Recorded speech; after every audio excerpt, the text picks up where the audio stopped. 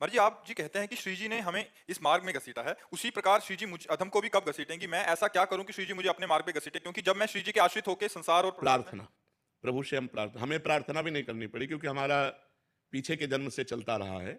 इसलिए कि जैसे होता है ना, कोई किसी को समझाए, कोई किसी को प्रेरित करे, फिर उसकी समझ में आवे कि जीवन का लक्ष्य भगवान की प्राप्ति है और फिर वो चले, ऐसा मेरे जीवन में कुछ नहीं था। स्कूल से आते तो आग लग जाती है हृदय में। यार, अम्मा हमारी नहीं, ये मरेंगी, पिता हमारे नहीं, ये मरेंगे, हमारा है कौन? ये पढ़ाई लिखाई करके क्या करेंगे? धन मिलेगा, धन का क्या करेंगे? भोग भोगेंगे, भोग के क्या करेंगे? मर जाएंगे। यार मतलब शांति कहाँ है? आनंद कहाँ है? कैसे जीवन का?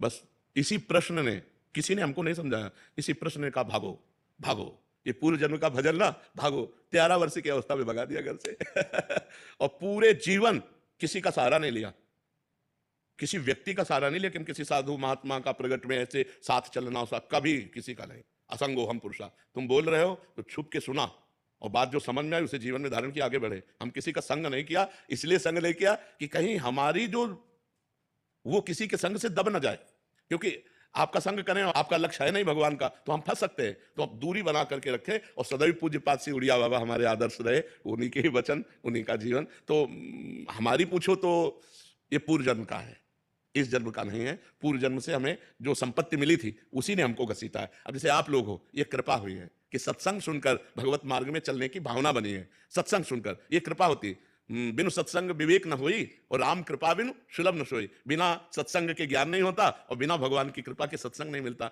लेकिन पूर्व जन्म का जो, जैसे जैसे ध्रुव जी थे, बाल्यावस्था में 5 वर्ष में निकल पड़े घर से और 6 महीने में भगवत साक्षात्कार कर लिया। ये मथुरा में आके, मधुपुरी में 6 में। तो क्या ध्रुव जी को 6 महीने में भगवान मिल गए?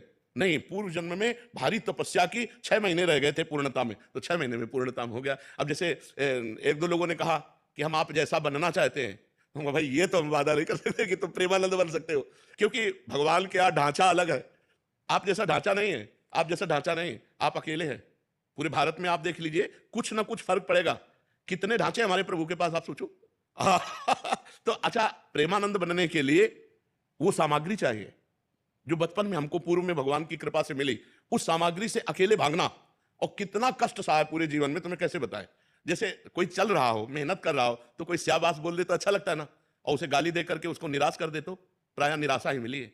तब वो अंदर से, हाँ, तब वो पुष्टता आई, एकमात्र भगवान का आश्रय लेकर। तो सत्संग सुनो, नाम जप करो और भगवान से प्रार्थना करो, तो वो तुम्हारे जीवन की डोर अपने हाथ में ले ले। अब जैसे हमारे जीवन का है, अब हमें ना बुरे से कोई, ना भले से कोई, जैसे चलाओ। बस अपना ऐसे हो गया कि जैसे ड्राइवर बैठा है, वो कहाँ ले जाएगा, कैसे ले जाएगा, ये बिल्कुल अपने चुपचाप बैठे हैं। क्या बुलवा रहे हैं वो सुन रहा हूं, क्या करवा रहे हैं वो देख रहा हूं, कहाँ ले जा रहे हैं, क्या क्या हो रहा है, ये उनका खेल। ये भागवतिक ज्ञान है। ये मतलब पढ़ा लिखा ज्ञान नहीं, ये भगवान अंदर से हमारे, जैसे अर्जुन के रथ में भगवान बैठ गए, ऐसे प्रेमानंद के हृदय में भगवान बैठ गए और वो डोरी पकड़ के चला रहे हैं। अब दूसरों को लग रहा है प्रेमानंद कर रहे हैं, और प्रेमानंद तो केवल बैठे हैं, आगे भगवान सब कुछ कर रहे हैं। करें करावें आप सब और जने बढ़ाई दे, तो प्रिया जी से प्रार्थना करो, वही अपने चरणारविंद में ले ले। बस यही सार बात है। और जैसे दोनों तरफ बैलेंस करके चलना, संसार और परमात्मा, बहुत मुश्किल। हाँ, है तो कठिन, पर बच्चा बाबागिरी भी बहुत कठिन है, बहुत कठिन। अच्छा, महीना 2 महीना ब्रह्मचर्य रह लो, खुली बातें कह रहा हूं। महीना 2 महीना तुम्हें नियम दे दे कि 2 महीना ब्रह्मचर्य, आप आराम से रह लोगे कष्ट सह के, लेकिन आजीवन ब्रह्मचर्य रह लो। कितना आकर्षण है माया का। नाना प्रकार की भोग सामग्री, मन तो है।